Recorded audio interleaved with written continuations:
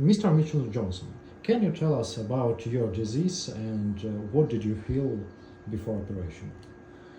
Well, I would say that I was diagnosed with a faulty valve when I was 30 years old.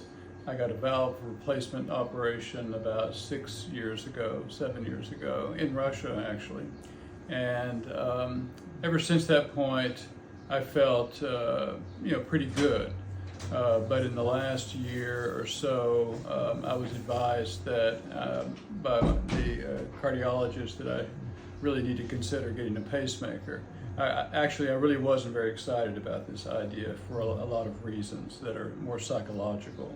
But anyway, I did notice, especially in the last maybe 6 months, that I like to walk. And when I was walking, I would come to a point when suddenly I began to feel uncomfortable in my head. I would become a little bit dizzy. Not like I was, but I knew that if I kept going, I might fall down. And that was sort of a clear sign to me that something was different. Sounds seriously. Yeah. And how did your treatment went? Okay, well, I was, like I said, I really didn't want to have a pacemaker, but anyway, once I made the decision, so I was very anxious to get, the pacemaker. The treatment went really very, very well. It was very professional. I was treated kindly, and I was kept comfortable. I think that you did a very good job of coming to me early and describing the whole thing, why I was getting this procedure, what to expect. So you set my expectations very well. And then in the operating room, you don't go unconscious, you remain conscious. And so the procedure itself was interesting because I've never had that experience. And so you and I, while you were doing the procedure, and we could talk to one another, and you really made me feel comfortable, and I could feel the professionalism around me. Yeah, it's very good. Thank you. And another question: as a patient, what do you think about medicine in Russia?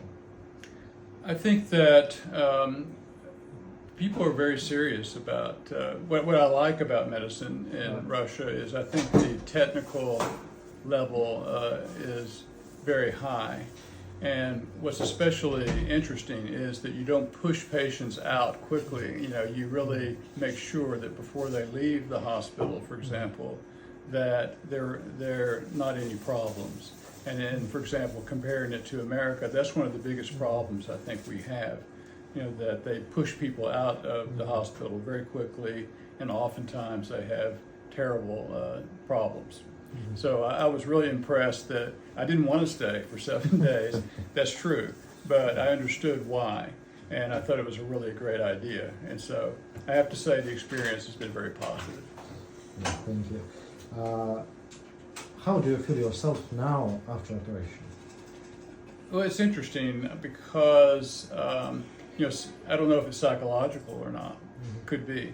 But I don't think it is. I really feel much better, and I'm not, I wouldn't say I'm an old man, but I'm not particularly young anymore.